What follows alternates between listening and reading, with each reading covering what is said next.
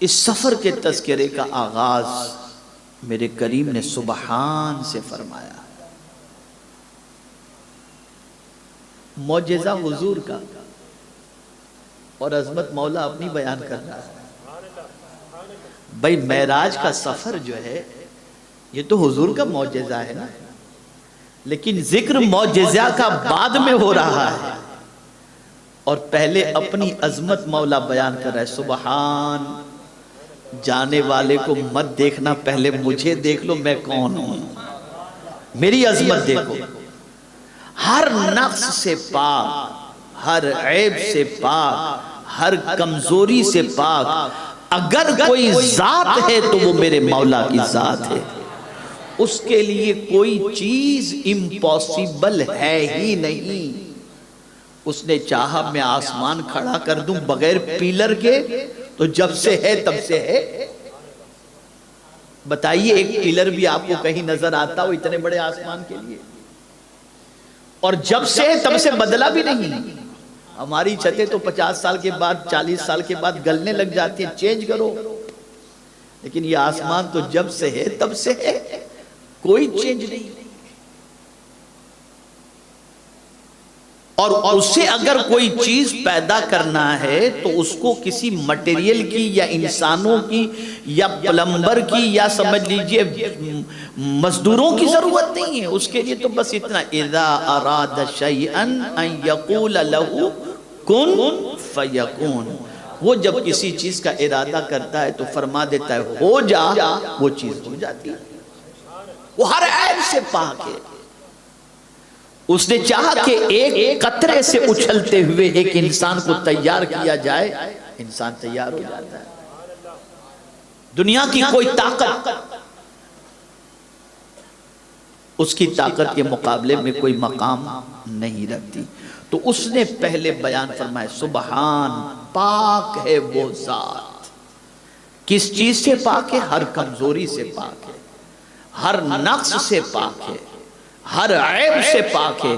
اور یہ کلمہ اتنا پاورفل ہے، اتنا پاورفل ہے کہ اگر روزی میں تنگی ہو تو اعلیٰ حضرت عظیم البرکت امام عشق و محبت کہتے ہیں کہ فجر کی سنت اور فرض کے درمیان 70 مرتبہ اگر کوئی شخص سبحان اللہ و بحمدہ سبحان اللہ العظیم و بحمدہ استغفر اللہ پڑھے، اللہ اس کی روزی کی تنگی کو دور فرما دیتا ہے. بلکہ یہ فرشتوں کی تسبیح ہے، فرشتوں کی تسبیح. اسی تسبیح سے روزی ملتی ہے. سبحان بہت اللہ کو پسند ہے. اگر کوئی سبحان اللہ کہتا ہے تو جنت میں اس کے نام کا ایک درخت لگ جاتا ہے. یعنی بندہ یہ کہہ رہا ہے کہ میں جس رب کو مانتا ہوں وہ رب ہر عیب سے پاک ہے. اب کوئی اپنے رب کی اس طرح سے تعریف کرے تو مولا کتنا خوش ہوگا، کتنا خوش ہوگا. بہت عظیم تسبیح ہے یہ، تسبیح بہت عظیم ہے یہ. سبحان اللہ بظاہر یہ خود تسبیح ہے، تو سبحان اللہ پڑھنا بہت. بلکہ حدیث مبارکہ میں بخاری شریف کی آخری حدیث بھی یہی ہے کہ زبان پر ہلکے میزان پر وزنی، زبان پر ہلکے میزان پر وزنی. اگر کوئی کلمات ہے تو وہ یہی تو ہے سبحان اللہ والحمدللہ ولا الہ الا اللہ واللہ اکبر. تو پروردگار نے آغاز فرمایا سبحان سے. اب یہاں سے ایک بات سمجھ میں آتی ہے، اس آیت کی ابتدا بتا رہی ہے کہ یہ کوئی معمولی واقعہ نہیں، بہت بڑا واقعہ ہے. یہ خواب والا معاملہ ہوتا تو سبحان کہنے کی ضرورت نہیں تھی. یہ جسم والا معاملہ ہے، اس لیے سبحان سے تذکرہ کیا گیا کہ تم معمولی واقعہ نہ سمجھو. مصطفیٰ کو جو ہم نے سیر کرائی ہے یہ بہت بڑا واقعہ ہے، اس لیے فرمایا سبحان. اچھا یہاں ایک اور کمال کی بات ہے، یہاں اس میں جلالت کا ذکر نہیں، سبحان اللہ نہیں، اس میں جلالت پوشیدہ ہے، صرف سبحان الذی اسرا. لیکن ہر بندہ جانتا ہے کہ اگر نقص سے کوئی پاک ہے تو صرف رب کی ذات ہے. سبحان کہنے کے بعد کسی کی توجہ کہیں اور نہیں جاتی، اللہ کی طرف جاتی ہے۔ اور میرے پیارے آقا صلی اللہ علیہ وسلم کے پیارے دیوانوں، یہاں ایک اور چیز بھی سمجھ میں آتی ہے، اور وہ یہ ہے وہ کتنا بے عیب ہے، کیسا بے عیب ہے، کیسا طاقتور ہے۔ تو اس کی دلیل بھی اس نے عطا فرمائی۔ میری طاقت دیکھنا چاہتے ہو؟